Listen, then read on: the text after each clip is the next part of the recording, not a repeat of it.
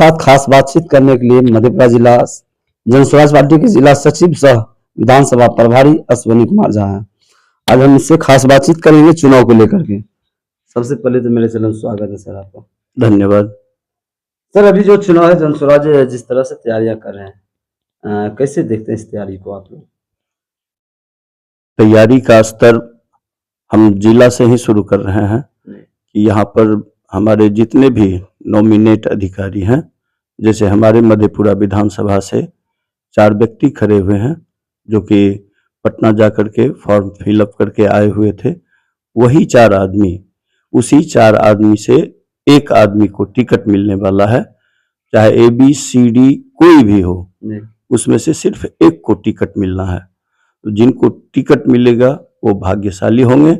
और उससे पहले ही अभी हम लोग जो भी नॉमिनेट पदाधिकारी हैं, जो अपने लिए, अपने भविष्य को बनाने के लिए, इस बिहार के भविष्य को बनाने के लिए जो जनसुराज से जुड़े हुए हैं, जनसुराज के सक्रिय कार्यकर्ता हैं, और वो सभी लोग 5-5 सभाएं कर रहा है।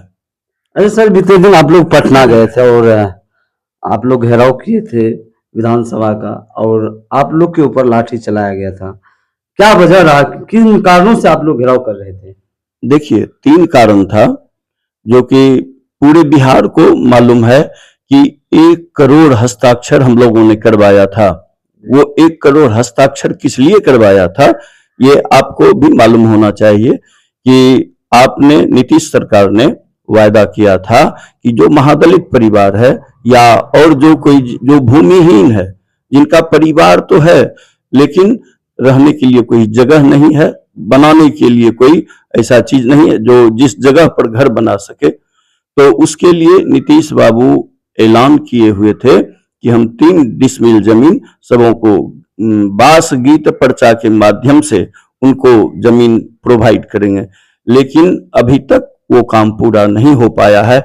एक कारण यही था उसको घेरने का, विधानसभा को घेरने का। दूसरा कारण यह था कि नीतीश बाबू की सरकार जो वादा करी थी कि हम 1 करोड़ परिवार को 2-2 लाख रुपया उनके खाते तक भेजेंगे डीबीटी के माध्यम से, वो 2-2 लाख रुपया अभी तक कहां है, इसके लिए हम लोग विधानसभा को घेरने गए थे। तीसरा वजह तो आप सभी लोग जानते हैं कि इसमें कितना भ्रष्टाचार है।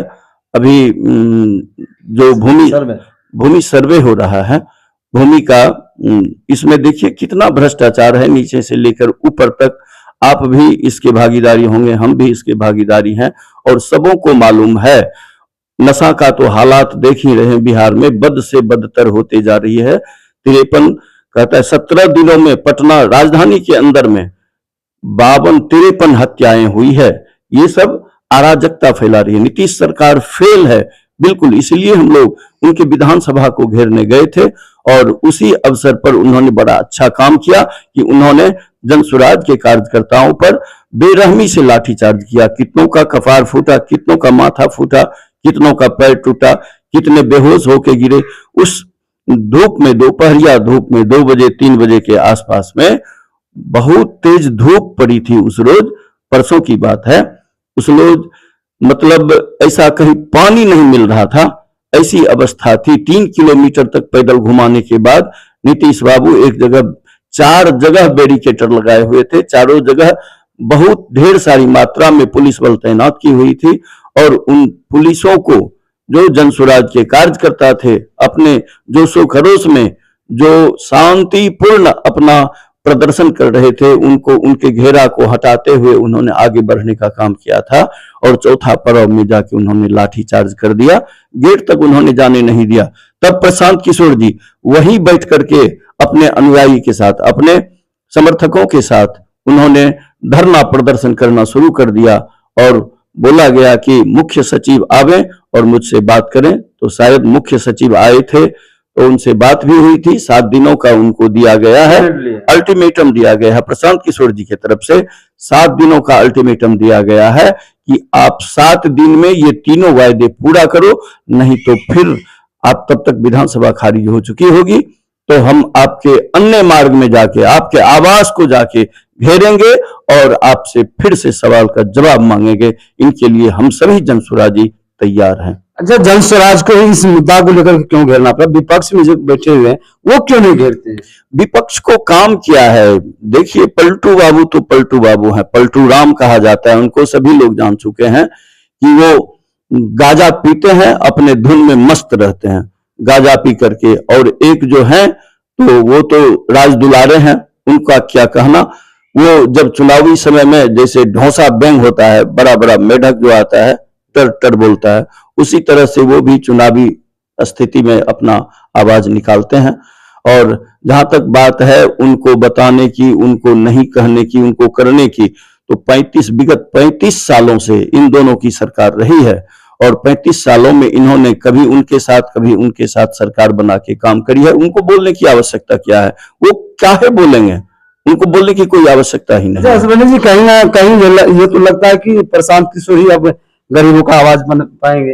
पूरे बिहार में कहीं से भी, कहीं भी, किसी गांव में, किसी मोहल्ला में, किसी बाजार में, किसी भी शहर में आप जाइए और चर्चा कर दीजिए कि किसकी सरकार बनेगी। जनसुराज की सरकार बनेगी। एक ही स्वर में, एक ही समवेत आवाज में आवाज उभरती है अब की बार जनसुराज, इसको कोई नहीं हटाने वाला है। जनसुराज बहुमत में आ रही है अब की बार। और इस विधानसभा का आप देख लीजिए कि इस विधानसभा को लड़वाने के लिए मोदी जी तक लगे हुए हैं कि जनसुराज कहीं ना कहीं कुछ न कुछ उलट पलट कर दे, उनको आने नहीं देना चाहती है। लेकिन मोदी जी के चाहने से या किसी भी पार्टी के चाहने से जनसुराज अड़ी हुई है और किसी के बलबूते ये रुकने वाली नहीं है। ये आगे बढ़ती जाएगी, जैसे समुद्र का सीना चीरते हुए बिहार में ये अपनी सरकार बनाएगी, अपनी बहुमत में सरकार बनाएगी। तो हमारे साथ अश्विनी जी थे जिन्होंने किस तरह से अपनी बात को रखे जनसुराज के प्रति और विपक्ष के प्रति। तो आप लोग का क्या रहा है? आप लोग यदि हमारे वीडियो को यूट्यूब पे देख रहे हैं तो उसको सब्सक्राइब कर लीजिए। आप फेसबुक पेज पे देख रहे हैं तो ज्यादा से ज्यादा शेयर करें और फॉलो करें, कमेंट जरूर करें। देखते रहिए मधेपुरा 24 लैंग्वेज। मैं हूं पवन कुमार। जय हिंद।